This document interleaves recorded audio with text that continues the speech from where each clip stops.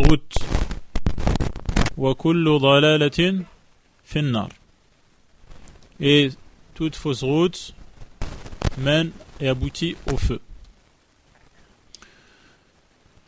Comme vous le savez, le titre est Non au Khawarij. Il s'agira donc, avec l'aide d'Allah subhanahu wa ta'ala, de savoir qui sont ces Khawarij en définissant leurs caractéristiques et en sachant quelle est la position de l'islam à leur sujet. Ensuite, de s'interroger si les Khawarij ont cessé d'exister ou s'ils existent à notre époque actuelle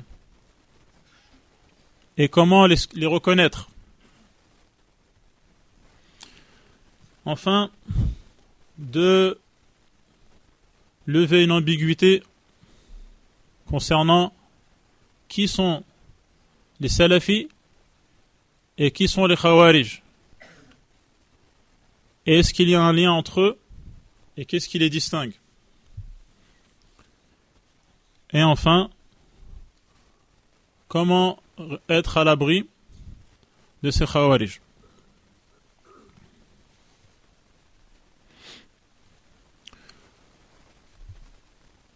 Un jour, alors que le prophète sallallahu alayhi wa sallam distribuait le butin,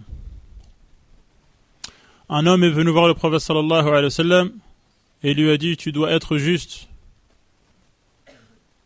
Et il lui a dit: ta manière de distribuer le butin n'est pas la manière de celui qui vise le visage d'Allah, yani qui veut plaire à Allah subhanahu wa ta'ala. Et cet homme s'en est ensuite allé et le prophète sallallahu alayhi wa sallam a informé que proviendra de cette personne qui s'est opposée donc au jugement du prophète sallallahu alayhi wa sallam et à sa manière de distribuer les richesses. Le prophète sallallahu alayhi wa sallam a dit que proviendra de cette personne des gens qui adoreront Allah subhanahu wa ta'ala d'une manière si intense que vous, les compagnons, vous allez sous-estimer votre prière lorsque vous la comparerez à la leur. Et vous allez sous-estimer votre jeûne lorsque vous allez le comparer au leur. Et le prophète sallallahu alayhi wa sallam a dit à leur sujet qu'ils quitteront l'islam comme la flèche qui traverse à toute vitesse sa cible, notamment le gibier, sort à toute vitesse et ne revient pas. Et au sujet de ces gens qui sont al-Khawarij, le prophète sallallahu alayhi wa sallam a également dit qu'ils récitent le Coran, qu'ils mémorisent le Coran, mais que le Coran ne va pas plus loin que leur gosier, que leur gorge, c'est-à-dire n'atteint pas leur cœur. Il est récité par leur langue, mais n'a pas d'impact et d'influence sur leur cœur. Et le prophète sallallahu alayhi wa sallam dit également que si jamais il était vivant à l'époque où ces gens apparaîtraient, il les massacrerait comme furent massacrés Ad, la tribu de Ad, qui furent exterminés par Allah subhanahu wa ta'ala jusqu'au dernier. فَهَلْ تَرَى لَهُمْ مِنْ بَاقِيَةٍ. Le prophète sallallahu alayhi wa sallam a également informé que ces gens seraient les pires personnes tuées sous le ciel. Et il a annoncé la bonne nouvelle à ceux qui les tuent ou à ceux qui sont leurs victimes, qui sont tués par eux. Et le prophète sallallahu alayhi wa sallam a également informé que ces gens seraient les chiens de l'enfer. Tout cela dans des hadiths authentiques qui désignent les Khawarij. Le prophète sallallahu alayhi wa sallam a donc prévenu de leur arrivée, de leur émergence, et les prémices de leur venue étaient déjà présentes, donc représentées par cet homme qui s'est opposé au prophète sallallahu alayhi wa sallam. Khawarij est le pluriel de khariji, du verbe kharaja, qui veut dire sortir. Il s'agit ici notamment de sortir, c'est-à-dire de se retourner contre les musulmans et s'en prendre aux musulmans, notamment en faisant couler leur sang. Et ces gens sont effectivement apparus. Ils sont apparus de manière clairement identifiée à l'époque de Ali ibn Abi Talib, le 4e calife, qui fut également le cousin et gendre du prophète Muhammad sallallahu alayhi wa sallam. Lorsque Ali radiyallahu anhu a accepté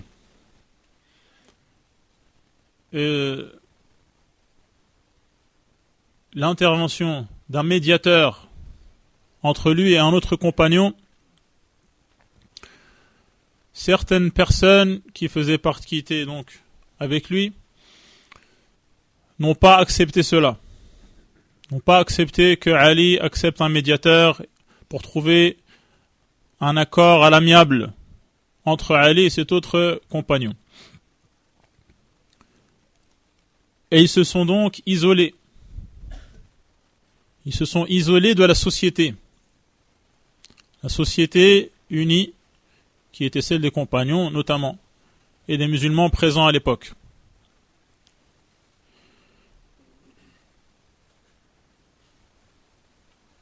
Et ils se sont regroupés dans un lieu qui s'appelle Harura.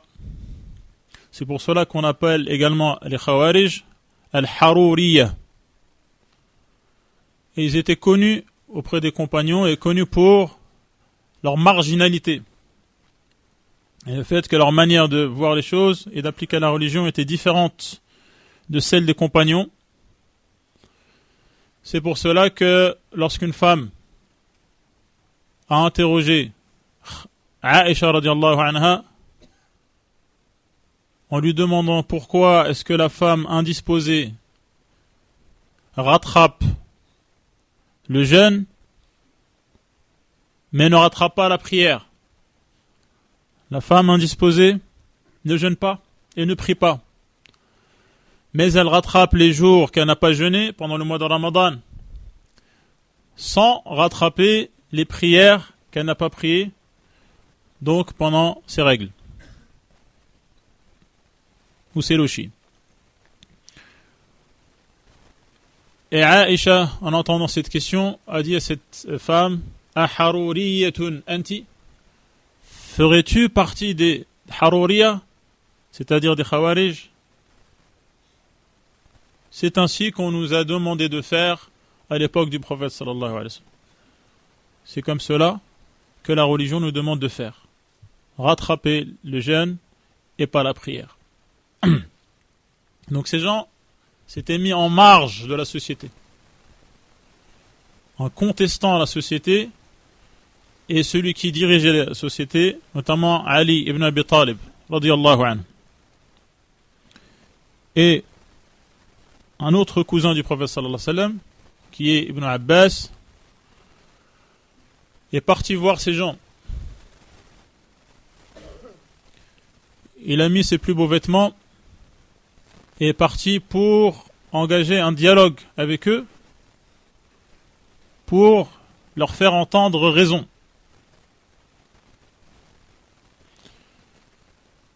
Quand il est parti les voir, une partie n'a pas voulu polémiquer avec lui, et une autre ont participé donc à un débat entre eux et qui? Ibn Abbas, radiyallahu anhu. Déjà donc lorsque Ibn Abbas les a salués en disant donc assalamu alaykum, ils n'ont pas répondu. Ils ont dit marhaban. Ils n'ont pas salué le salut de l'islam. Et ils l'ont ensuite critiqué pour une chose qui ne mérite pas la critique.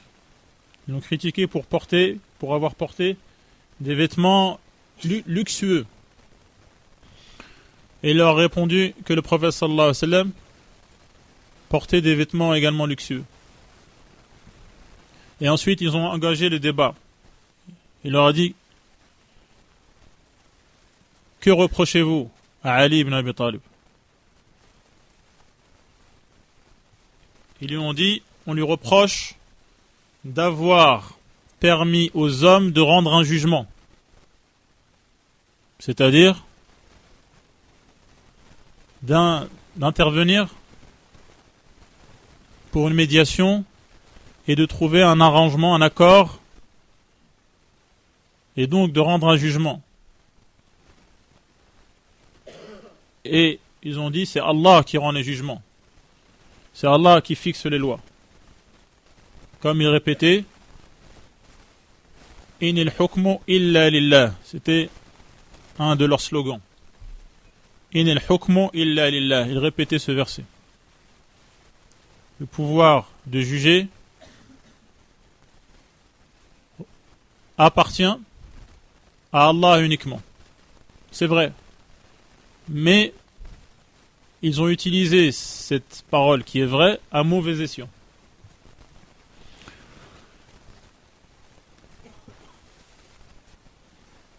Ils ont également reproché à Ali ibn Abi Talib de ne pas se nommer Amir al-Mu'minin, l'émir des croyants.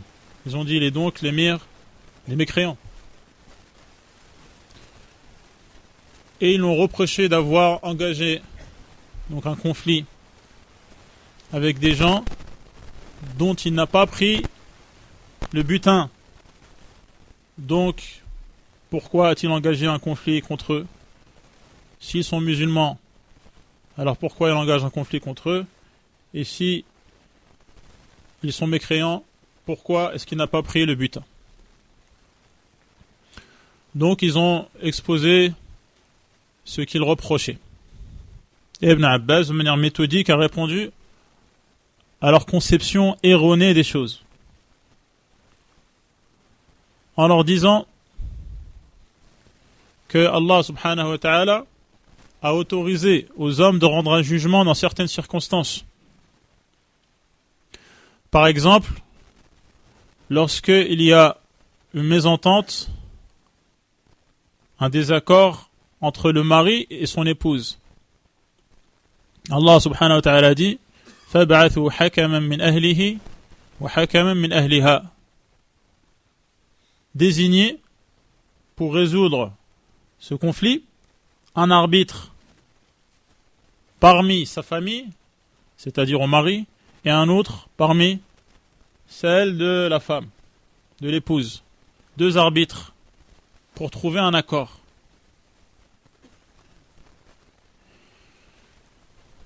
Et également, lorsque celui qui est en état de sacralisation tue du gibier, Allah subhanahu wa ta'ala invite à prendre en compte l'avis de deux hommes, ذَوَيْ عَدْلٍ مِنْكُمْ يَحْكُمُوا بِهِ ذَوَيْ عَدْلٍ مِنْكُمْ. Deux hommes, donc droits, désigne l'expiation, c'est-à-dire la bête qu'il doit sacrifier pour réparer son erreur, qui est d'avoir tué du gibier alors qu'il est en état de sacralisation. Est-ce que ce sera une chèvre ou est-ce que ce sera un dromadaire ou autre? De revenir à ce que décideront deux hommes justes. Il leur a dit donc qu'est-ce qui mérite le plus? Qu'est-ce qui mérite le plus? La médiation et l'accord trouvé par des hommes. Est-ce que c'est ces deux situations, lorsqu'un homme est en désaccord avec sa femme, ou lorsque quelqu'un tue du gibier alors qu'il est en état de sacralisation, ou trouver un accord pour que la paix règne entre les musulmans? pour que le conflit qui est la cause de la mort de nombreux musulmans s'arrête. Et c'est pour cela que Ali ibn Abi Talib avait accepté donc cette médiation, pour que le conflit qui opposait deux parties de musulmans cesse et arrête. Et là, donc ils se sont rendus compte qu'il n'y avait pas de problème à ce niveau. Et que l'intervention donc des hommes qui ont rendu un jugement et trouvé un accord n'était pas problématique. Il est donc passé ensuite à l'autre ambiguïté, qui est que Ali ibn Abi Talib ne s'appelait plus Amir al-Mu'minin. Et il leur a dit que le prophète sallallahu alayhi wa sallam, lors de l'accord de Al-Hudaybiyah, donc en l'an 6, lorsque le prophète sallallahu alayhi wa sallam avait l'intention d'accomplir le rite et s'est dirigé vers la Mecque, les polythéistes l'ont empêché d'avoir accès jusqu'à la Kaaba. Et ils ont rédigé un accord, donc un accord de paix entre les Qurayshites, les habitants de la Mecque, qui étaient encore donc polythéistes, et le prophète sallallahu alayhi wa sallam. Donc un cessez-le-feu. Et à ce moment-là, lorsqu'ils ont voulu rédiger cet accord, ils ont refusé d'écrire Rasulullah. Ils ont refusé d'écrire et de reconnaître donc que le prophète est le messager d'Allah. Ils ont dit non. Et il fut écrit seulement Muhammad et pas Rasulullah. Et cela n'a pas posé de problème. Et également le fait que Ali ne s'appelle pas Amir al-Mu'minin, l'émir des croyants, ne signifie pas, par raisonnement inverse, que c'est l'émir des mécréants. Et pour la troisième, il leur a dit que dans le camp qui était en face ou face à Ali ibn Abi Talib, il y avait Aïcha. Et qui accepterait que Aïcha fasse partie de son butin? Personne, vu qu'Allah subhanahu wa ta'ala dans le Coran dit wa azwajuhu ummahatuhum. Les épouses du prophète sallallahu alayhi wa sallam sont les mères des croyants, c'est-à-dire donc qu'ils leur doivent le respect, et également il a interdit d'épouser les femmes du prophète sallallahu alayhi wa sallam après sa mort sallallahu alayhi wa sallam. Et donc il a fait voler en éclats les trois arguments qui trottaient dans l'esprit des Khawarij. Une partie est revenue au sein des musulmans, mais l'autre partie a persisté. Et Ali ibn Abi Talib leur a fait la guerre et les a écrasés et exterminés. Donc, on voit dans la description des Khawarij plusieurs choses. On voit premièrement qu'ils ne font pas partie des compagnons. Ils sont à l'écart des compagnons. Puisque Ali ibn Abi Talib, lorsqu'il est parti, il leur a dit: je viens de la part des compagnons. Il n'y a aucun compagnon parmi vous.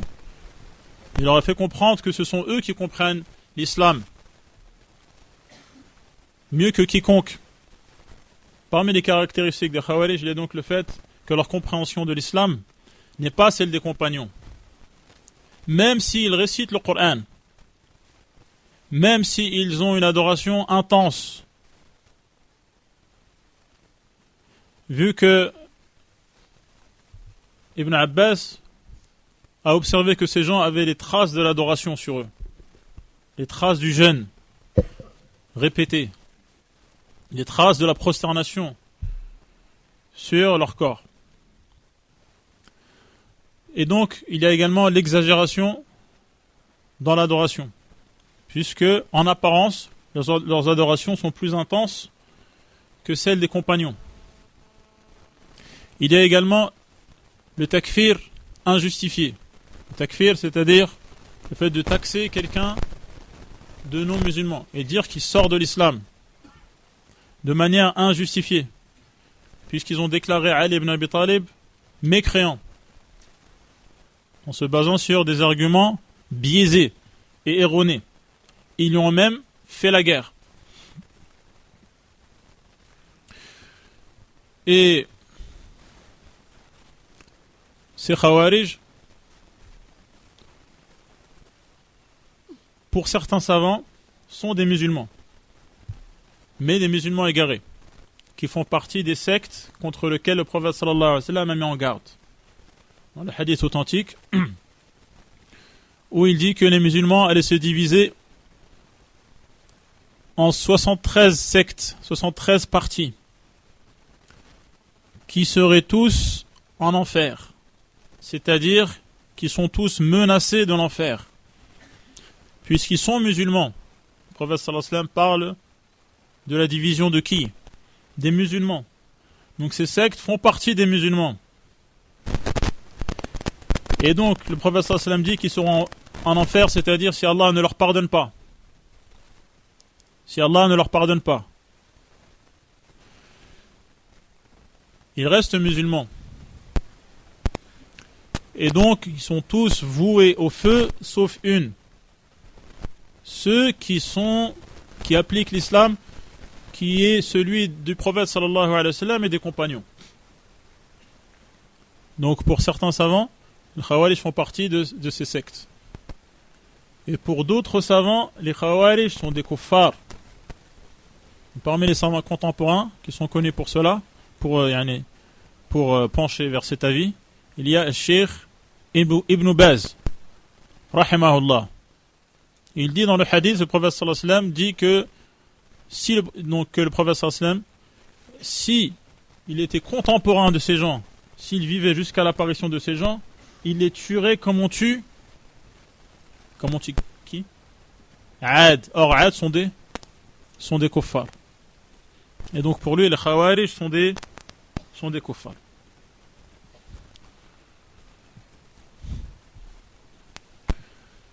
Alors, on peut se poser la question. Est-ce que les Khawarij n'existent plus ou est-ce qu'ils continuent à exister? Le prophète sallallahu alayhi wa sallam a tranché cette question en disant que les générations de Khawarij apparaîtront les unes après les autres. À chaque fois qu'une génération, qarn, qui veut dire une corne effectivement, mais qui veut aussi dire une génération, qui veut dire d'autres choses également. À chaque fois qu'une génération émergera, apparaîtra, verra le jour, elle sera exterminée, détruite, éradiquée. Et ensuite, une autre génération verra le jour. Et ainsi de suite, jusque l'arrivée du Dajjal, qui fera partie de leur rang, qui sera dans leur rang. Et donc, al-Khawarij, cette manière de comprendre l'islam, cette manière marginale, cette manière erronée, ce poison continue à faire des ravages dans le corps de l'islam jusqu'à l'arrivée du Dajjal. Et donc ceux qui ont les caractéristiques des Khawarij, quelle que soit l'époque, quelle que soit la génération, font partie des Khawarij.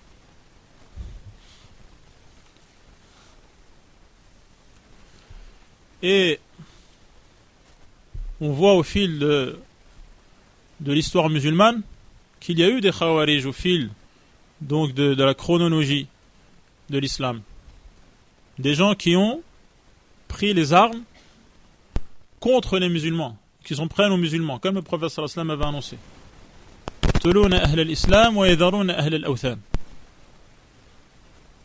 Ils délaissent les polythéistes qui adorent des idoles et s'en prennent aux musulmans.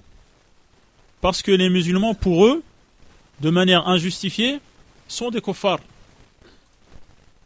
Parmi les convictions de Al-Khawarij, le fait de déclarer quelqu'un mécréant parce qu'il a commis un péché capital. un péché capital, comme zina par exemple, les relations intimes hors mariage, ou comme la consommation de boissons alcoolisées qui rendent ivre, toute substance qui rend ivre, c'est un péché capital. Pour les Khawarij, commettre un péché capital signifie devenir kafir. Et on va voir donc également que ce sont des exemples. Ce sont des exemples. La consommation de al-khamr ou al-zina, ce sont des exemples. Lorsque les Khawarij ont déclaré Ali ibn Abi Talib mécréant, pour quelle raison ils l'ont déclaré mécréant? Parce que pour eux, il a appliqué une loi qui n'est pas celle d'Allah. Ce qui est une situation qui mérite un détail pour la classer. Est-ce que c'est une kabira ou est-ce que c'est du kufr? Ça mérite un détail qu'on va faire bientôt, Inch'Allah. Et pour eux, donc, le fait d'appliquer une autre loi que celle d'Allah, subhanahu wa ta'ala, ce dont ils ont accusé Ali ibn Abi Talib, justifie pour eux le fait de le déclarer kafir. Et donc à prendre les armes contre lui. Et pour eux, parce que donc ce sont des innovateurs, c'est ce que déclare notamment l'imam Ahmed. Le Khariji est un innovateur. L'innovateur, que fait-il? Il se rapproche d'Allah subhanahu wa ta'ala en faisant ce qui ne fait pas partie de l'islam. Et donc pour eux, prendre les armes et tuer des musulmans, c'est pour eux une adoration. Et pour eux, ils se rapprochent d'Allah subhanahu wa ta'ala et cherchent sa proximité en faisant verser le sang des musulmans, parce que pour eux, ce ne sont pas des musulmans, ce sont des kuffars. Et on verra même que pour eux, tuer ceux qui au départ étaient musulmans et pour eux ont apostasié, sont devenus donc des murtaddin, ça passe avant le fait de tuer d'autres mécréants tels que les chrétiens et les juifs. C'est pour cela qu'ils ont tué des compagnons. Ils ont pris les armes contre des compagnons. Et des gens donc qui se mettent en marge de la société, en marge de la jama'a. La société donc al-jama'a. La jama'a qui est dirigée par un imam, comme un roi par exemple. C'est ce qu'on appelle al-jama'a. C'est pour cela qu'on appelle les sunnites ahl sunnah wal jama'a. Parce qu'ils ne font pas partie justement des khawarij. Ils font partie de ceux qui suivent la sunna et qui ne se mettent pas en marge de la jama'a, c'est-à-dire de la société musulmane qui est unie autour d'un seul dirigeant. Et donc ces khawarij ne font pas partie de la jama'a. Ils se mettent en marge de cette jama'a et quand ils peuvent le faire, ils prennent les armes contre les musulmans et notamment leurs dirigeants. Et cela donc a eu lieu au fil de l'histoire jusqu'à nos jours. Jusqu'à nos jours où les khawarij contemporains continuent de pulluler, continuent de diffuser leur venin. Et cela se manifeste notamment par l'idéologie frériste d'une organisation connue sous le nom des frères musulmans, qui ont organisé donc un groupe, une jama'a, à part celle des musulmans, en marge de celle des musulmans. Et d'où est apparu notamment un certain Sayyid Qutb. Sayyid Qutb qui est issu de cette matrice, de ce groupe mère qui est le groupe de Al-Ikhwan, les frères musulmans. Et ce Sayyid Qutb donc a fait exploser, c'est le terme employé par certains, l'esprit de rébellion et l'esprit de révolte contre les musulmans et contre leurs dirigeants. ce qui a donné, ce qui a fait des petits. Qui a fait des petits, donc, qui furent abreuvés par la littérature de ce Sayyid Qutb. Comme par exemple un certain Al-Maqdisi, qui relaie les thèses de Sayyid Qutb. Sayyid Qutb, celui qui veut savoir en détail ce qu'il a diffusé comme idéologie kharijite, il peut se référer aux ouvrages de Cheikh Rabi', qui fait partie de ceux qui ont braqué de la manière la plus flagrante les projecteurs sur les thèses qui sont diffuses dans les ouvrages de Sayyid Qutb et qui débordent du takfir. Il suffit de lire par exemple son tafsir Fi Dhilal al-Qur'an, qui malheureusement figure dans certaines mosquées et qui pour certains est une référence, Fi Dhilal al-Qur'an, où il déclare que l'humanité est redevenue comme à l'époque de la Jahiliya, que tout le monde est redevenu kuffar, même si certains continuent à répéter le adhan au-dessus des minarets. Mais cela ne change rien. Ce sont quand même des kuffars.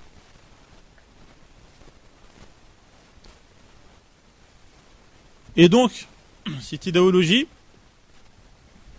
les adeptes de cette idéologie qutbiste considèrent qu'il n'y a plus d'islam, il n'y a plus de musulmans, il n'y a plus de terre d'islam. L'humanité est une terre de jihad, est une terre de kufr. Et marche donc sur les pas des premiers khawarij, pour qui les musulmans étaient des kuffars. Et c'est cela ensuite qui va donner naissance aux jama'at. Jama'at qui vont s'appeler les jama'at du jihad. Parce que pour eux, ils mènent le jihad. Se rebeller contre les musulmans et contre les chefs d'État musulmans, et pour eux un jihad. Poser des bombes à cet effet, les attentats suicides à cet effet, et autres formes de ce qu'on appelle aujourd'hui le terrorisme, et pour eux un jihad.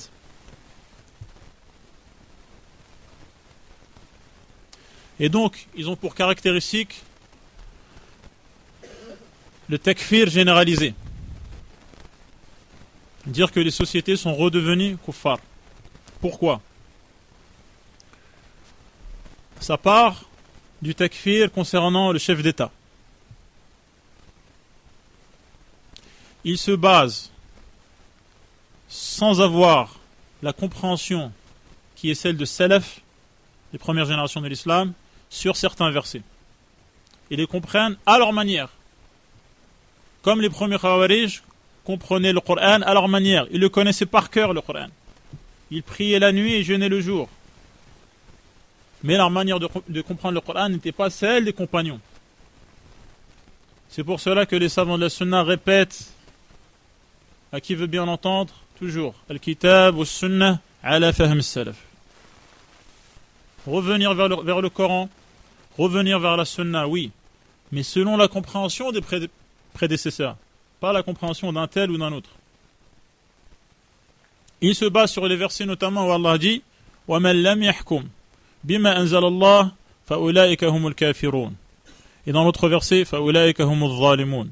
Et dans l'autre verset فَأُولَٰئِكَ هُمْ الْفَاسِقُونَ. Tous ceux qui n'appliquent pas les lois d'Allah,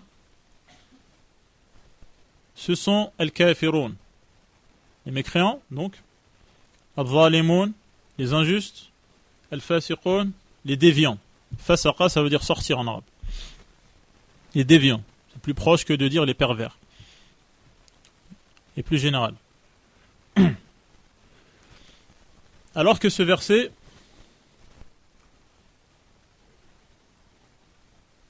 a été expliqué par Ibn Abbas, qui dit Laysa bil kufr alladhi tadhhabuna ilayh. Ce n'est pas le kufr auquel vous pensez. Parce que pour les grands imams de la sunna, le kufr n'a pas toujours la même intensité et la même gravité. Il y a le kufr qui fait sortir de l'islam, la mécréance qui fait sortir de l'islam. Et il y a une mécréance qui est moindre, et qui ne fait pas sortir de l'islam. C'est le titre d'un chapitre dans Sahih al-Bukhari. Kufr duna kufr. Par exemple, lorsque le prophète sallallahu alayhi wa sallam dit Sibabul muslimi fusuq wa qitaluhu kufr. Insulter un musulman, c'est une déviance. Et le combattre, prendre les armes contre lui, c'est du kufr. Est-ce que cela veut dire que cela fait sortir de l'islam que de combattre les musulmans? Non. C'est pour cela qu'Allah subhanahu wa ta'ala dit وَإِن طَائِفَتَانِ مِنَ الْمُؤْمِنِينَ اقْتَتَلُوا وَإِن طَائِفَتَانِ مِنَ الْمُؤْمِنِينَ. Si deux parties de croyants s'entretuent, ils s'entretuent, n'est-ce pas? N'est-ce pas? Le prophète sallallahu alayhi wa sallam a dit que combattre un musulman c'est du kufr. Donc ils commettent le kufr en s'entretuant ou non? Oui ou non? Oui. Ils commettent le kufr, comme le prophète a dit. Mais est-ce que pour autant ce sont des kuffars? Non, parce que c'est un kufr mineur. C'est pour cela qu'Allah les appelle mu'minin. Il dit que ce sont des croyants. Et c'est ainsi que Ibn Abbas explique le verset. وَمَنْ لَمْ يَحْكُمْ بِمَا أَنزَلَ اللَّهُ فَأُولَٰئِكَ هُمُ الْكَافِرُونَ. Ce sont des kafiroun, c'est-à-dire qu'ils agissent comme agissent les kuffars, et que ce qu'ils font est grave. Mais cela ne les fait pas pour autant sortir de l'islam. C'est pour cela que les savants de la sunna disent que celui, de manière générale, qu'il soit dirigeant ou dirigé, qu'il soit roi ou sujet, cela ne concerne pas particulièrement ceux qui sont au pouvoir. Cela concerne tout le monde. Celui qui juge en appliquant une loi qui n'est pas celle d'Allah, tout en reconnaissant qu'il a l'obligation d'appliquer la loi d'Allah, tout en reconnaissant qu'il commet un péché, il a commis un grave acte et un grave péché, mais il ne sort pas de l'islam.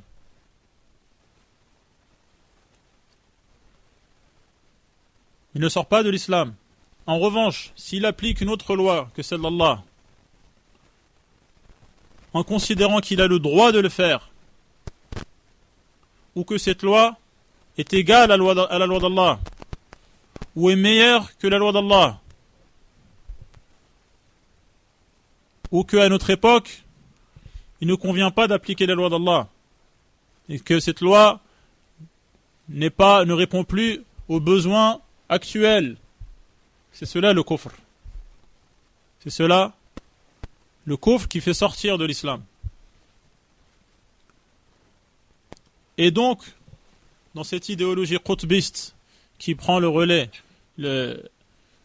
des premiers kharijis, il y a le fait d'insister sur ces dirigeants musulmans en disant qu'ils appliquent des lois qui ne sont pas celles d'Allah, donc ce sont des kuffars, sans prendre en compte le détail qui existe chez les savants de la sunna.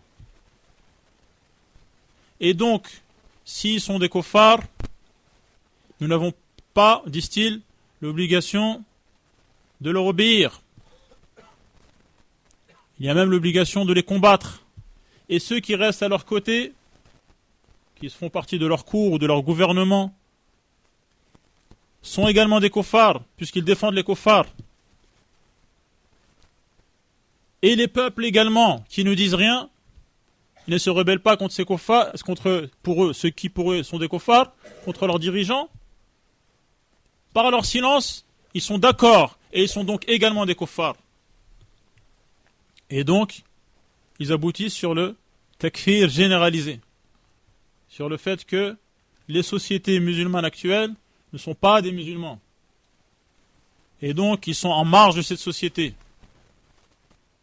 et constituent leur propre monde virtuel avec leur émir à eux.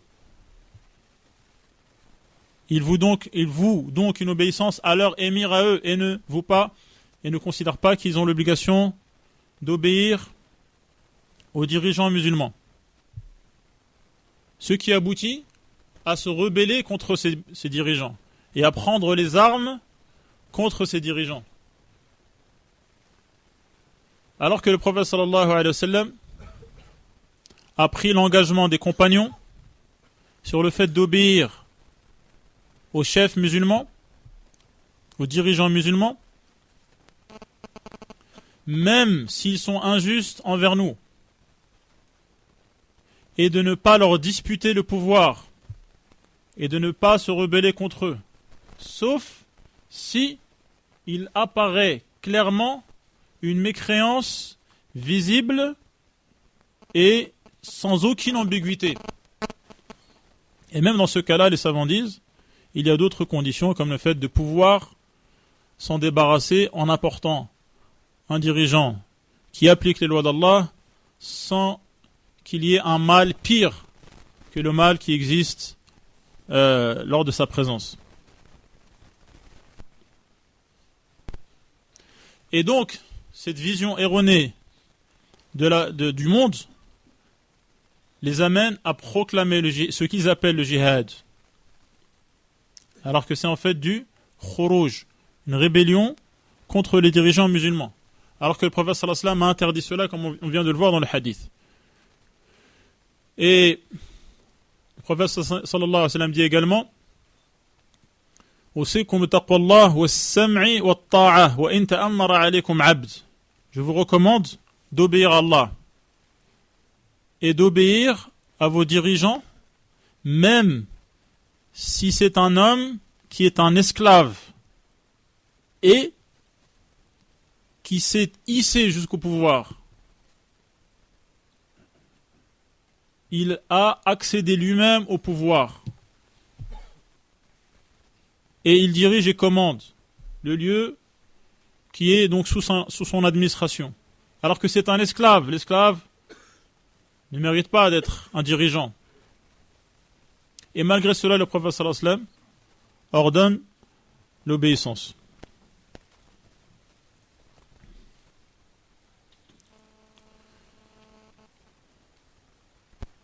Et donc, il y a une déformation de la notion de jihad. Le jihad, qui signifie donc le fait de fournir tout ce qu'on peut comme effort pour que la parole d'Allah subhanahu wa ta'ala soit la plus haute, et qui inclut le jihad par les paroles, le jihad par le cœur et le jihad par la main, comme dans un hadith du prophète sallallahu alayhi wa sallam. Et qui inclut également le jihad contre le shaitan, le jihad contre sa propre personne, en s'imposant d'apprendre la religion, de l'appliquer et de la diffuser et de persévérer dans cette voie, le jihad contre ceux qui simulent l'islam, les hypocrites, en répondant à leurs arguments, et de manière générale en répondant aux arguments de ceux qui déforment l'islam, comme Allah subhanahu wa ta'ala dit: وَجَاهِدْهُمْ بِهِ جِهَادًا كَبِيرًا, en parlant du jihad basé sur le Coran, c'est-à-dire de transmettre le message du Coran, et le jihad contre les mécréants. Ça inclut donc le jihad dans toute cette amplitude. Et le jihad contre les mécréants, les ennemis de l'islam, est une adoration qui répond à des critères. Le premier, c'est que le but de ce jihad, c'est que la parole d'Allah soit la plus haute. Le but du jihad n'est pas donc de faire couler du sang, ou de tuer le maximum, ou de détruire au maximum, comme pensent ceux qui sont abreuvés par cette idéologie. Les attentats suicides, le fait de croire que parce qu'on a fait exploser un maximum de personnes ou maximum de constructions, on a réalisé quelque chose, c'est à l'encontre de la parole du prophète sallallahu alayhi wa sallam. An takuna kalimatullahi hiya al-ulya. Le but, c'est que la parole d'Allah soit la plus haute. Et cela peut se réaliser sans qu'aucune goutte ne soit versée. C'est pour cela que le prophète sallallahu alayhi wa sallam, avec certains peuples, il a utilisé la lutte armée, effectivement. Avec d'autres, il a utilisé l'accord de paix. Comme lors de l'accord de l'Hudaybiyah, en l'an 6 de l'Hégire, lorsque le prophète sallallahu alayhi wa sallam est tombé d'accord avec les polythéistes sur le fait de ne plus combattre pendant 10 ans.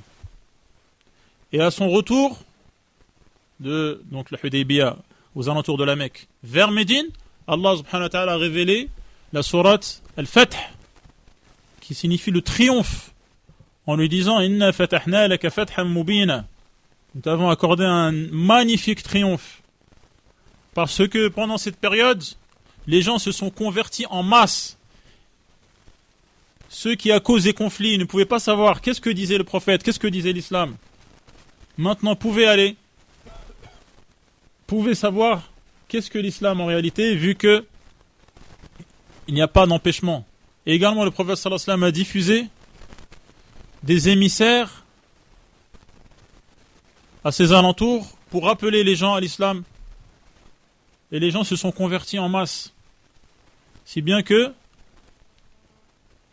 c'était pour l'islam une victoire, sans qu'il y ait eu de conflit. Donc, premièrement, le but du djihad, c'est que la parole d'Allah soit la plus haute. Et cela peut avoir lieu par le fait de diffuser la vérité et répondre aux faux arguments, comme on a vu dans le verset وَجَاهِدْهُمْ بِهِ جِهَادًا كَبِيرًا.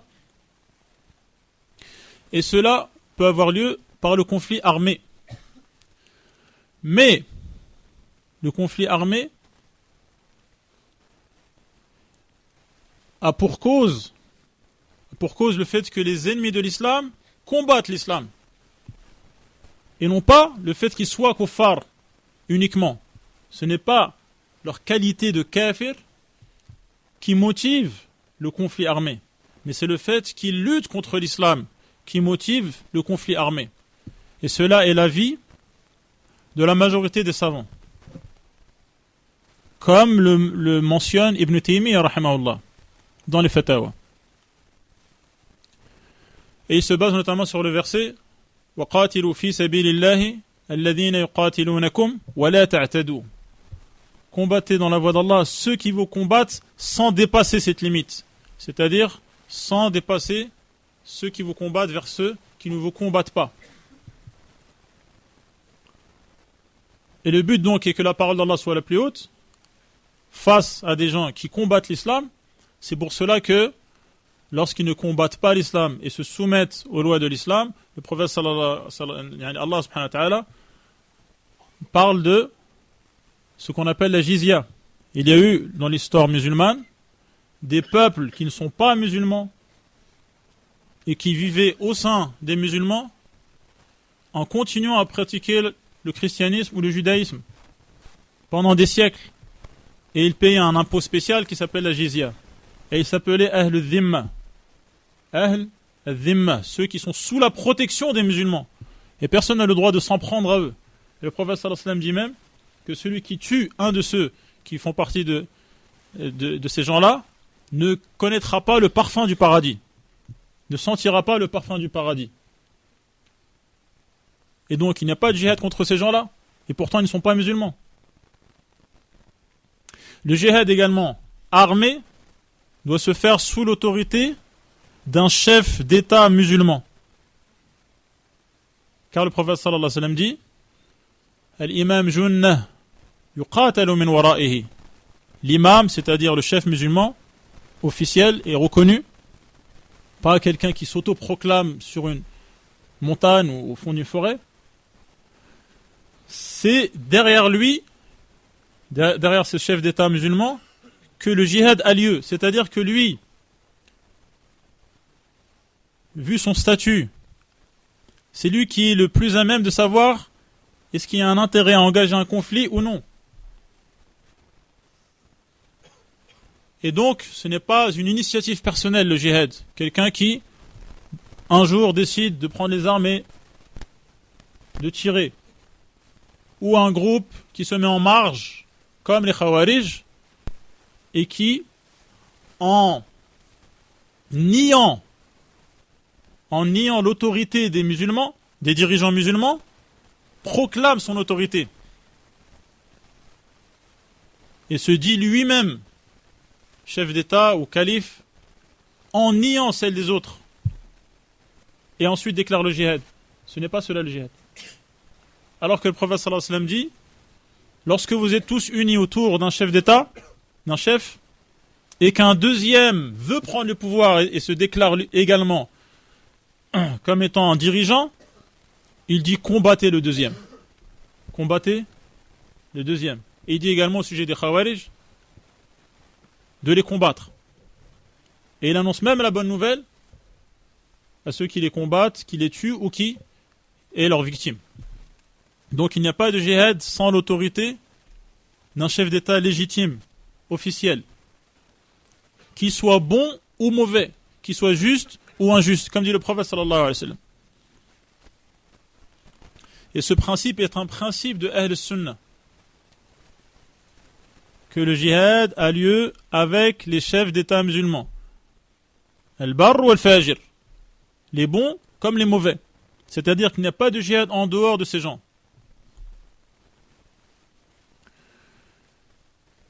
Et les Khawarij de notre époque ne prennent pas en compte cela. Ils déclarent eux-mêmes le djihad alors que ils sont assujettis à une autorité d'un chef d'État musulman que eux déclarent kafir parce qu'il applique une autre loi que celle d'Allah, mais on vient de voir que le fait d'appliquer une autre loi que celle d'Allah ne rend pas kafir, sauf si celui qui l'applique considère qu'il a le droit de le faire. Alors comment peuvent-ils savoir que celui qui applique une autre loi que celle d'Allah considère qu'il a le droit de le faire? Comment peuvent-ils savoir? Alors que son apparence est qu'il est musulman. Et que jusqu'à preuve du contraire, il est musulman. Jusqu'à ce qu'il y ait une preuve claire et évidente sur laquelle il n'y a aucune ambiguïté. Sur laquelle il n'y a aucune ambiguïté. Lorsque le compagnon Oussama a vu qu'une personne dans le rang des kuffars faisait des dégâts parmi les musulmans lors d'une bataille, il s'est mis à sa poursuite. Et lorsqu'il était juste au-dessus de lui et qu'il a levé son épée, cet homme a dit La ilaha illallah. Et Oussama l'a tué. En pensant qu'il dit La ilaha illallah juste pour se protéger et pour être à l'abri du sabre.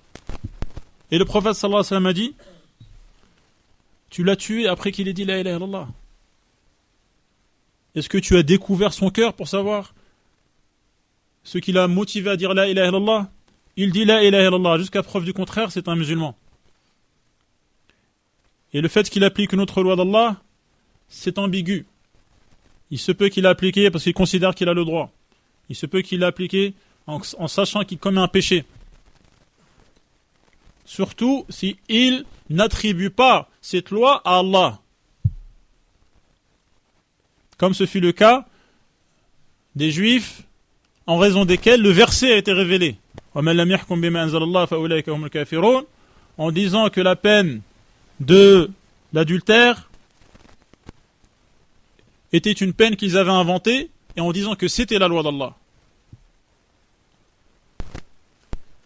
Et donc, les Khawarij d'aujourd'hui ne prennent pas en compte cela et déclarent eux-mêmes le djihad sans l'autorité des musulmans, des chefs d'État musulmans.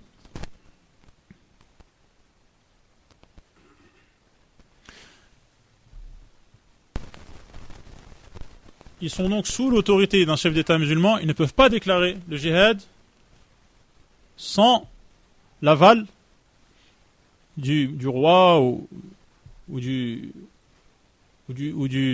président musulman. Il y a également un autre aspect de ce qu'ils appellent le djihad. Cela concerne ceux qui sont dans un pays non musulman.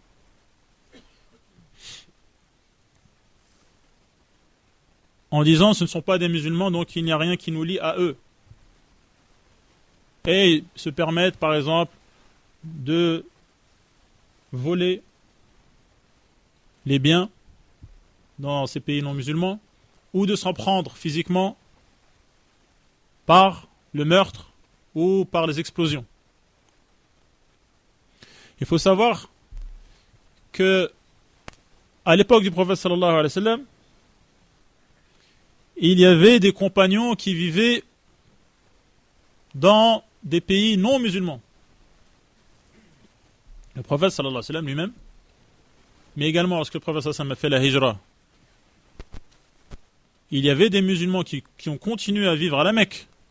Et le prophète sallallahu alayhi wa sallam n'a encouragé personne à faire un attentat ciblé ou à s'en prendre aux Mécois alors que c'était des polythéistes. Ce n'est pas connu dans la sira du prophète sallallahu alayhi wa sallam. Et également, il y avait des musulmans qui vivaient en Abyssinie, où il y avait des chrétiens et des églises. Nous n'avons jamais entendu parler du fait que les musulmans aient troublé l'ordre, soi-disant parce que le chef d'État n'était pas musulman, et qu'il était chrétien, de s'en prendre aux églises, de s'en prendre aux chrétiens. Ce n'est pas connu. Nous n'avons jamais entendu parler de cela. En plus du fait que, lorsqu'un non-musulman entre dans un État musulman, religieusement parlant, lorsqu'il a l'accord officiel des autorités de ce pays, ce qui se traduit de nos jours par le visa, par exemple, il fait partie de Al-Musta'manin. Al-Musta'manin, c'est-à-dire qu'il a l'aman. Il a l'aman, personne n'a le droit de l'effrayer ou de s'en prendre à lui.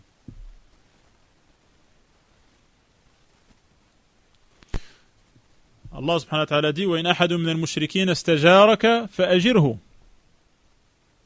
حَتَّى يَسْمَعَ كَلَامَ اللَّهِ. Il dit ثُمَّ أَبْلِغْهُ مَأْمَنَهُ. Si un polythéiste te demande la permission d'entrer en terre musulmane, donne-lui cette permission pour qu'il entende la parole d'Allah. Et ensuite, réachemine-le, jusqu'aux frontières. Et tant qu'il est parmi les musulmans, il est en sécurité. Le non-musulman, en terre musulmane, il est en sécurité. Parce qu'il a l'aman. Que dire alors des non-musulmans chez eux, alors que le musulman est chez eux? Le fait qu'ils vivent dans un pays qui n'est pas musulman, qu'ils vivent parmi eux, cela signifie qu'il n'y a pas de conflit entre eux. Qu'il n'y a pas de conflit, qu'il n'y a pas de guerre, qu'il n'y a pas de front. Puisqu'il vit avec eux de manière officielle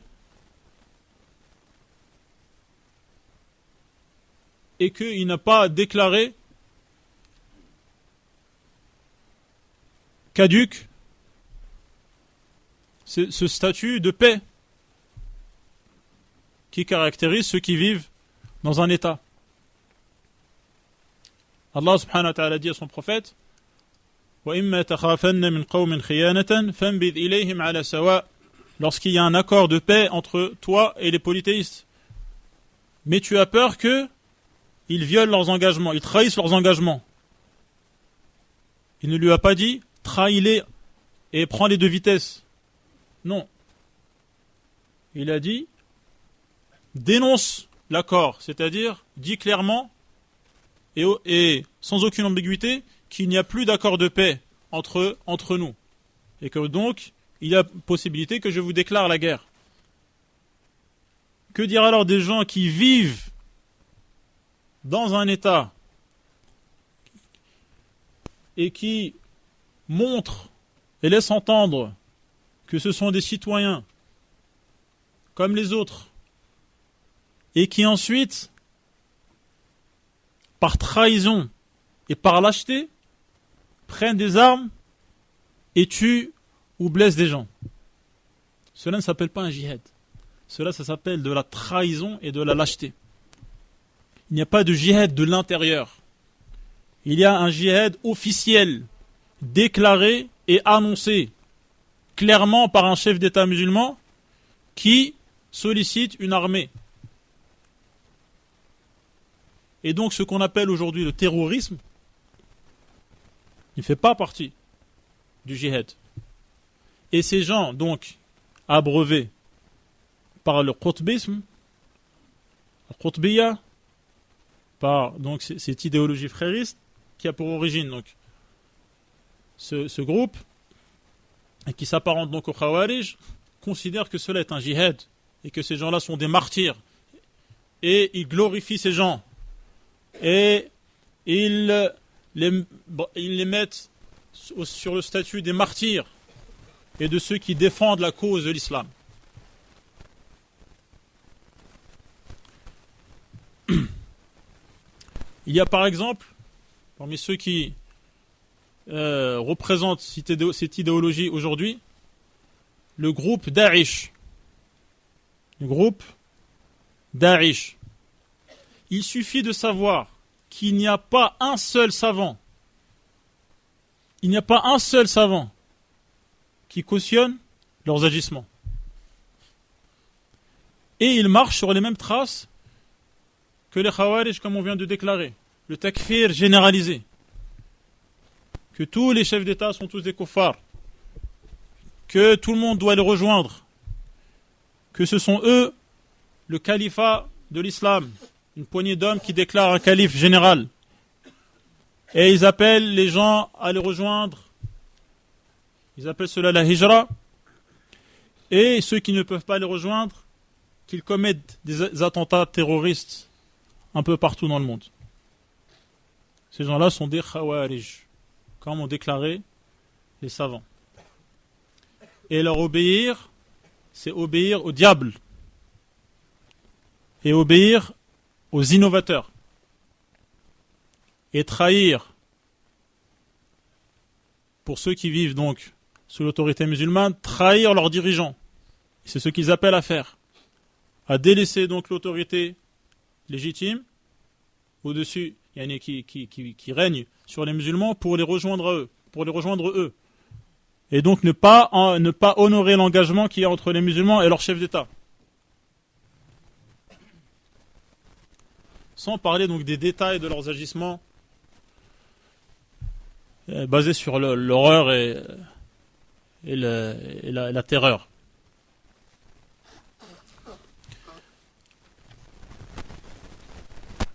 Et justement, il y a une grave ambiguïté qui mène certains à penser que les kharijis d'aujourd'hui, parmi lesquels il y a Daesh par exemple, et toute cette sphère, de les appeler djihadistes déjà, ce qui sous-entend que ce qu'ils mènent est un djihad, donc on vient de voir que ce n'est pas cela le djihad, donc c'est une erreur, comme cela est répété et amplifié par les échos médiatiques, ce n'est pas cela le djihad. Ce ne sont pas des djihadistes. Cheikh Moukbil appelait cette jama'a al-fasad, pas jama'a al-jihad. Ce sont des gens qui sèment le trouble. Ce ne sont pas des gens qui élèvent la parole d'Allah. Et il serait difficile de trouver une meilleure publicité contre l'islam que ces gens-là. Et également, parmi les graves ambiguïtés, c'est appeler cette idéologie, kharijiyya, qutbiyya, l'appeler salafiyya. L'appeler salafiyya, ou de dire, ce sont des salafistes djihadistes. Alors que les khawarij sont à l'opposé de salafiyya, qui veut dire suivre les premières générations, à la tête desquelles il y a qui? Les compagnons, Alors que les Khawarij sont des gens qui ont combattu les compagnons. Et les compagnons les ont combattus. Comment peut-il y avoir un lien entre les deux? Et pourtant, ces gens veulent se faire passer pour des adeptes de la salafiyya. En citant par exemple Ibn Taymiyyah. Lorsqu'ils ont brûlé vivant l'aviateur jordanien, ensuite, dans leur propagande hollywoodienne et bien ficelée sur les réseaux, et ils ont mentionné un texte d'Ibn Taymiyyah, soi-disant, nous marchons sur les traces de Ibn Taymiyyah, nous sommes sur la voie des salaf. Et la fatwa d'Ibn Taymiyyah n'a rien à voir avec ce qu'ils ont fait. La fatwa d'Ibn Taymiyyah ne justifie pas de tuer un prisonnier en le brûlant vif.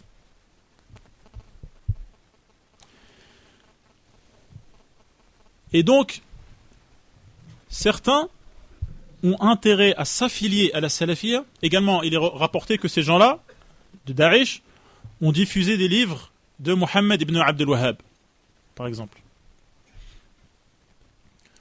Alors que Mohammed ibn Abdel Wahhab dit qu'il ne déclare kafir que celui qui commet un acte de kufr sur lequel il y a l'unanimité. Et celui qui, avec certitude, est musulman, ne peut être déclaré kafir que lorsqu'il commet ce qui le fait sortir avec certitude de l'islam. Et Ibn Taymiyyah, dans Al-Fatawa, mentionne que celui qui commet le kufr, donc la mécréance, n'oubliez pas, donc il y a plusieurs sortes de mécréance, ne peut être déclaré kafir qu'après qu'on lui montre clairement la vérité concernant cet acte. Et que donc, de manière générale, pour déclarer quelqu'un kafir, même s'il commet du kufr, il faut que des conditions soient réunies, le fait qu'il sache que c'est du kufr, le fait qu'il ait fait cela volontairement, le fait qu'il n'ait pas mal interprété son acte,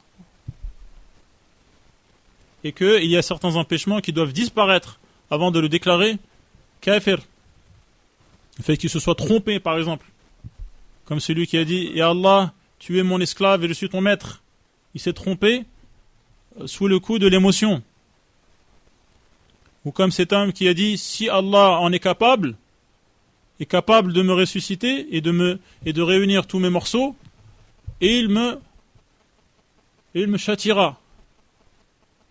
Il a dit cela sous le coup de l'émotion ou en se trompant dans son interprétation des choses. Il y a donc des éléments qui empêchent de déclarer celui qui commet le kufr, de le déclarer kafir. Ce qui n'est pas pris en compte par ces gens-là. Où il y a des exécutions injustifiées, sommaires. Et donc, ils veulent s'affilier à la salafiyya, aux savants de la salafiyya, notamment Mohammed ibn Abdel Wahhab et Ibn Taymiyyah, parce que ces gens sont respectés et veulent donc être acceptés en étant assimilés à ces savants. Et également d'autres ont intérêt à taxer les salafis de kharijites. Et donc, quand ils parlent de ces gens-là, comme Daesh par exemple, ils disent que ce sont des salafistes djihadistes. Alors qu'il y a une énorme différence entre la salafiyya et ces gens-là.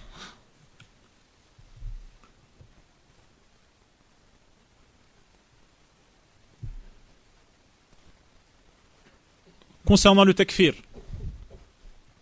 les savants de la salafiyya invitent les musulmans à ne pas se rebeller contre leurs gouverneurs musulmans. Alors que ces gens-là appellent les musulmans du monde donc à défaire le lien qu'il y a entre eux et leurs dirigeants et à le rejoindre.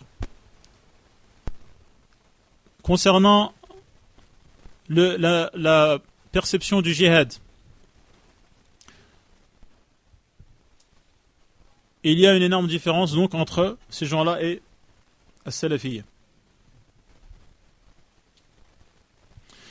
Et ces gens, les kharijis d'aujourd'hui, les qutbis d'aujourd'hui, parmi lesquels il y a Daesh,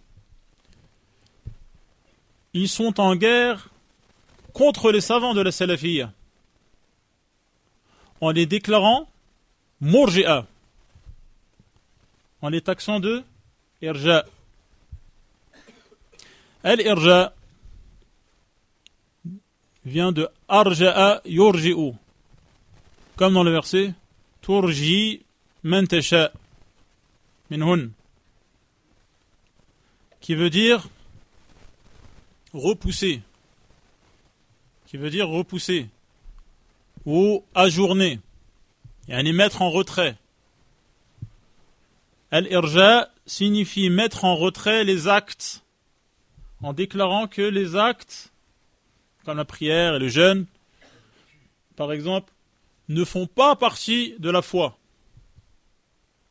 Et que donc, les bonnes actions ne développent pas la foi. Tout comme les péchés ne diminuent pas la foi. Et que donc la foi n'augmente pas et ne diminue pas. C'est cela l'irja. Est-ce que les savants de la salafiyya comme Ibn Taymiyyah et parmi les contemporains, Ibn Baz, Al-Uthaymin, Sheikh Al-Albani, Sheikh Muqbil, est-ce qu'ils disent cela? Non.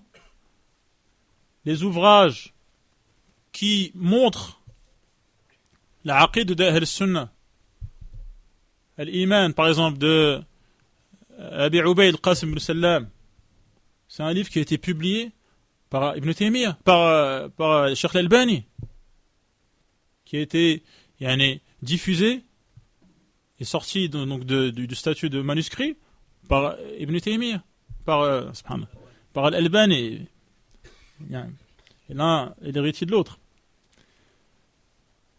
Comment est-ce qu'on peut taxer donc les salafis de irja?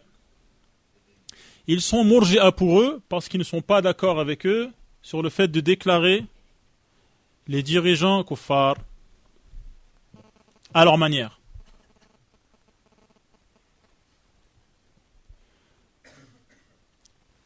Et donc il faut bien faire cette distinction.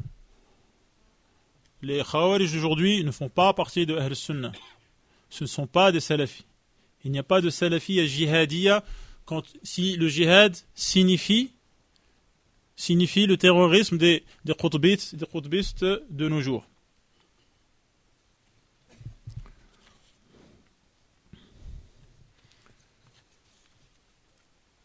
Donc je termine en disant, le prophète sallallahu alayhi wa sallam est le premier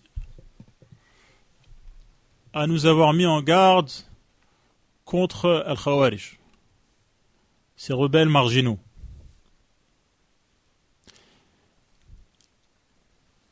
Il est donc déplacé de considérer que ces gens-là sont nos frères, ou se sont juste trompés, ou qu'il y a une marge de manœuvre et de compréhension. Le prophète sallallahu alayhi wa sallam lui-même a mis en garde de manière violente,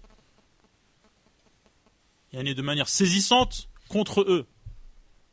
Et on voit dans les textes que le prophète sallallahu alayhi wa sallam incite à obéir et à être endurant et à supporter l'injustice des dirigeants musulmans, au point où le prophète sallallahu alayhi wa sallam dit que il y aura certains dirigeants qui auront des cœurs de diable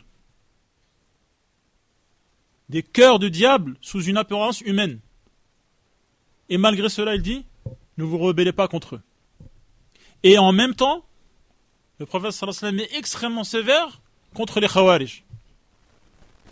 Et donc, il ne faut pas accepter un discours qui est un discours qui justifie, ou un discours qui fait l'apologie de cette déviance, qui est al-khuruj. Et l'amour est un amour qui doit être fillah Et également la haine doit être une haine fillah. On aime ceux qu'Allah aime. Et on déteste ceux qu'Allah déteste. Et il ne faut pas être obnubilé par les apparences. Le prophète sallallahu alayhi wa sallam a informé les compagnons que ces gens-là auraient une adoration intense, plus intense même que celle des compagnons. Et malgré cela, il déclare que ce sont les chiens de l'enfer.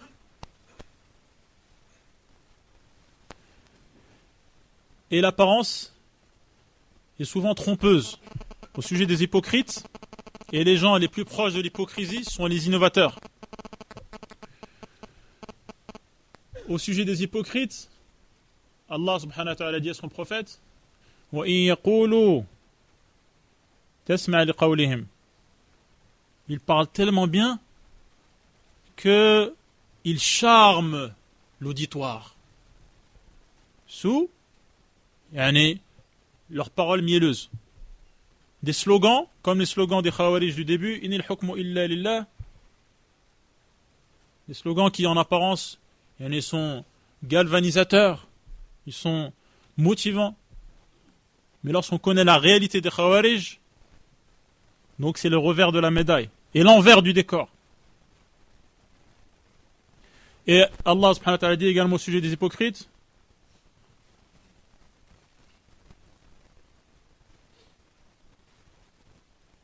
et qu'est-ce qu'il dit avant Avant. وَإِذَا رَأَيْتَهُمْ تُعْجِبْكَ أَجْسَامُهُمْ تُعْجِبُكَ أَجْسَامُهُمْ. Leur apparence est plaisante. Leur apparence est plaisante. Celui qui, dans cette période où les musulmans sont humiliés, ils subissent la domination de leurs ennemis, où leurs terres sont spoliées, leurs biens dilapidés, etc. Celui qui se prétend comme étant un défenseur de l'islam peut plaire à certains. Car il est beaucoup plus populaire de dire aux musulmans « Venez, je vais prendre votre défense contre vos oppresseurs » que de dire « Vous êtes dans l'erreur et vous devez rectifier vos erreurs », comme disent les savants. Et donc, si tu les vois, leur apparence te plaît. Quand ils parlent, ils charment leur auditoire. Et ils parlaient de qui, Allah subhanahu wa ta'ala? Les hypocrites. Dans Surat al-Munafiqun. Donc les apparences sont trompeuses. Et lorsque on veut savoir la réalité de quelqu'un, on ne se contente pas de son apparence. On regarde premièrement quelle est sa aqida, quelle est sa croyance. Les premiers Khawarij n'avaient pas de problème dans la question de l'asma wa sifat. Et ils n'interprétaient pas de manière erronée les noms d'Allah et ses attributs. Ils n'avaient pas de problème dans Tawhid al-Ibadah. Ils n'adoraient pas des statues ou invoquaient un autre qu'Allah. Et donc le fait de se prétendre comme quelqu'un qui diffuse les livres de Mohammed ibn Abdul Wahhab, de quelqu'un qui détruit les tombes, qui empêche d'adorer des vestiges anciens, etc. Cela ne veut pas dire pour autant que ce n'est pas un khariji. Car les premiers khawarij, également, n'avaient pas de problème sur ces points de la aqida. Et pourtant, c'était des khawarij sur un seul point. Le fait de déclarer kafir, celui qui n'est pas kafir. Et de prendre les armes contre le gouverneur musulman. Cela fait d'eux des khariji. Et donc, il ne faut pas être obnubilé par les autres aspects qui peuvent apparaître comme étant positifs. Également, Allah subhanahu wa ta'ala dit وَقَدْ نَزَّلَ عَلَيْكُمْ فِي الْكِتَابِ أَنْ إِذَا سَمِعْتُمْ آيَةِ اللَّهِ يُكْفَرُ بِهَا ويستهزأ بها فلا تقعدوا معهم حتى يخوضوا في حديث غيره. Ce verset est une base chez Ahl Sunnah sur le fait de s'écarter et de s'éloigner des innovateurs, parmi lesquels il y a Al-Khawarij. Et les textes les sévères au sujet de l'innovation sont les textes concernant les Khawarij.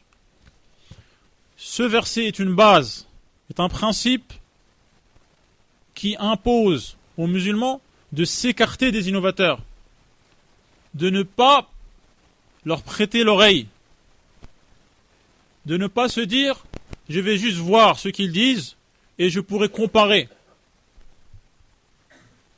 Je vais comparer ce que disent eux et ce que disent eux. C'est une erreur dans la méthodologie. Le prophète sallallahu alayhi wa sallam, lorsqu'il a parlé du Dajjal qui va apparaître parmi ces gens-là, il a dit Man sami'a minkum bid-Dajjali falyan'a anhu. Falyan'a, yani qui s'écarte. Wa hum yanhauna anhu wa yan'auna anhu. Wa yan'auna. Celui parmi vous qui entend parler de Dajjal, qui s'écarte de lui. Il n'a pas dit qu'il aille voir pour voir et par curiosité. Donc c'est une grave erreur de dire par curiosité, je vais aller sur certains sites ou certains forums et voir ce que disent ces gens, ces Khawarij. C'est aller à l'encontre du conseil d'Allah subhanahu wa ta'ala dans le Coran, en parlant de ceux qui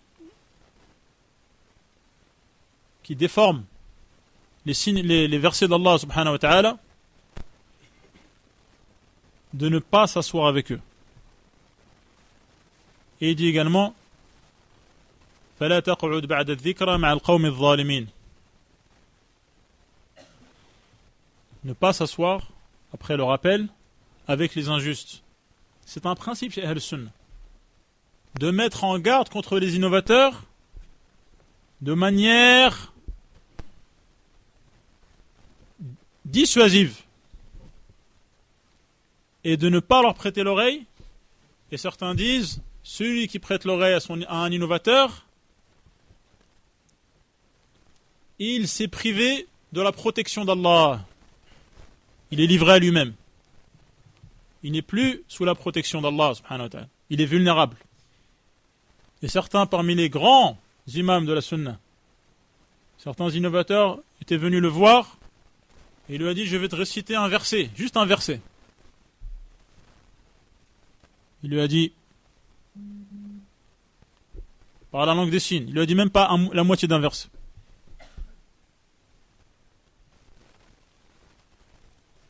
Et certains s'étaient assis en face d'un grand imam de la Sunna.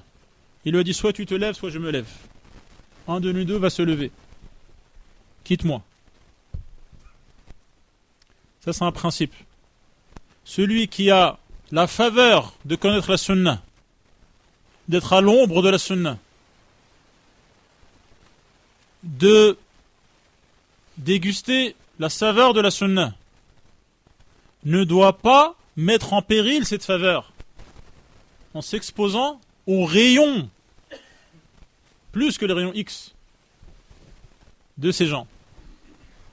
Parce que personne n'est à l'abri, personne n'est infaillible. Et les savants donnent un exemple. Il dit celui qui a dans sa poche une somme d'argent et il sait qu'il y a un voleur habile. Est-ce qu'il va prendre le risque de s'approcher de lui? Il va s'éloigner de lui pour garder à l'abri son argent. Que dire alors de la religion? Que dire alors de la religion? Il faut donc s'écarter des publications de ces gens-là, audio, vidéo, mise en scène, de manière à attirer les faibles d'esprit. Et subhanallah, le prophète sallallahu alayhi wa sallam nous a appris que le jihad, celui qui veut partir en jihad, il doit avoir l'accord de ses parents. Et ces gens-là coupent le lien entre les enfants et leurs parents. Même pour le mariage. Parce que pour eux, ce ne sont pas des musulmans. Ce ne sont pas des musulmans, donc ils ne sont même pas pris en compte. Ils n'existent même pas dans leur vision des choses. Ni pour le mariage, il n'y a plus de wali. Parce que pour eux, le père est kafir. Il n'y a pas l'accord des parents. Il n'y a plus rien. Alors que le prophète sallallahu alayhi wa sallam dit que il faut l'accord des parents. Les parents ont une vision bien plus saine des choses. Et les savants disent le fait d'être jeune, c'est un âge propice aux erreurs. Celui qui est jeune ne doit pas être sûr de lui outre mesure et doit écouter ceux qui sont passés par l'école de la vie et qui ont vu et qui ont connu des expériences et qui sont plus connaisseurs d'eux qu'eux et qui connaissent les ruses et qui ne sont pas sensibles aux apparences trompeuses.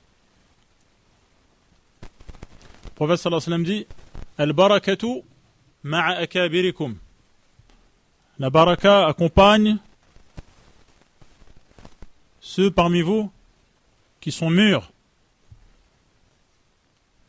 Al-akabir, notamment parmi les savants.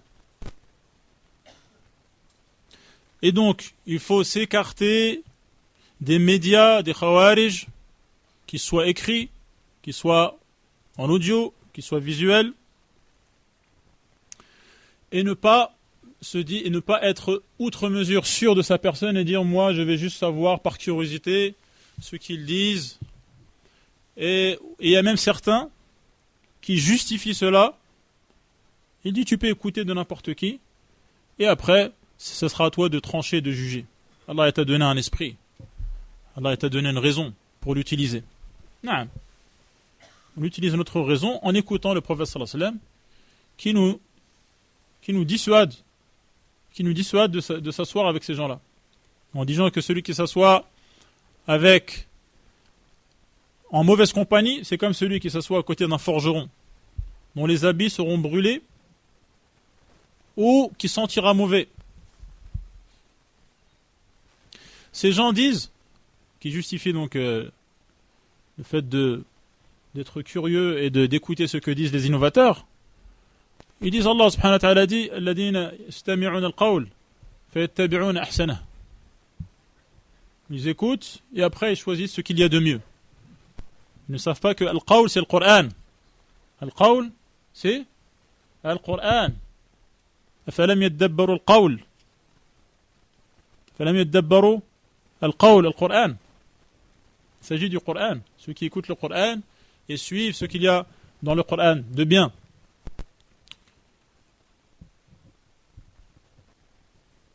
Et donc ceux également qui ont des frères, qui ont des sœurs, qui ont des enfants, ils doivent les éduquer sur la sunna, en leur montrant qu'est-ce que la sunna sur ces sujets, les sujets sensibles, où certains jeunes croient qu'on leur cache la vérité, ou que les savants ont peur de dire la vérité. Ce qui est pensé du mal des savants est pensé du bien de sa personne. Et ils pensent que les savants, ils sont censurés et qu'ils ne peuvent pas dire la vérité. Ce qui est une grave erreur. Le prophète sallallahu alayhi wa sallam dit, il y aura toujours parmi ma communauté des gens qui seront en conformité avec la vérité.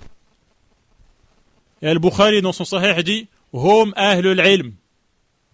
Ce sont les savants. Si les savants ne disent pas la vérité, qui va la dire? Et cela ressemble à ce qu'a dit l'ancêtre des Khawarij en disant au prophète, il faut que tu sois juste.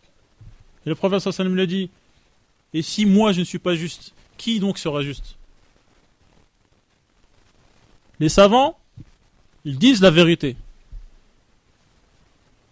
Et ils ne cachent pas cette vérité. Et donc certains jeunes croient que on leur cache la vérité et qu'il faut la chercher ailleurs. Que la vérité est ailleurs. C'est-à-dire sur le web. Alors qu'Allah subhanahu wa ta'ala dit, lorsque vous ne savez pas, demandez aux savants. Ce qui veut dire que les savants vont continuer et ne cesseront de dire la vérité que vous ne savez pas. Si vous ne la savez pas, allez la puiser à leur source à eux. Et justement, ces Khawarij, lorsqu'ils se sont détournés des savants, qui étaient les compagnons à leur époque, c'est ça qui les a éloignés. Et c'est à cause de cela qu'ils sont tombés dans le gouffre. Comme dans l'autre hadith, rapporté par Darimi, où il y avait des gens à la mosquée qui s'étaient écartés des compagnons. Et lorsque Ibn Mas'ud est venu les voir, il leur a dit: les compagnons ne font pas partie des vôtres, ne sont pas dans vos rangs. Soit vous êtes mieux qu'eux, vous avez emprunté une voie qui est meilleure que la leur, soit vous avez ouvert la porte de l'égarement. Et ils ont dit: nous ne voulons que le bien. Celui qui rapporte le hadith dit: j'ai vu la majorité de ces gens-là prendre les armes contre nous le jour du Nahrawan, le jour de la bataille de Nahrawan, entre les compagnons et les Khawarij. L'esprit est pollué au début, le virus est là. Parce que la personne a vu, ou l'a entendu, ou a lu ce que disent les innovateurs, au lieu de se contenter de ce que disent les savants. Les savants sont les héritiers des prophètes. On se contente de ce qu'ils disent. Parce que ce qu'ils disent, c'est ce qu'Allah a dit et ce que son prophète dit. Et Allah a dit: awalam yakfihim anna anzalna alayka al-kitab yutla alayhim. Ce qu'il y a dans le Coran et la Sunna nous suffit. On n'a pas besoin de savoir ce que disent ceux qui sont à l'opposé de ceux qui transmettent le Coran et la Sunna, qui sont les savants. Donc ceux qui s'exposent aux rayons des innovateurs, le virus est inoculé. Peut-être qu'il ne se manifeste pas encore. Mais ensuite, comme des cellules cancéreuses, il ne cesse de proliférer jusqu'au jour où il se déclare. Comme ces gens qui ont commencé par une petite innovation mineure, toutes les innovations sont graves, et ensuite cela s'est développé jusqu'à se concrétiser par la prise des armes contre les compagnons. إن في هذا لذكرى لمن كان له قلب أو ألقى السمع وهو شهيد. قولوا قولي هذا واستغفر الله.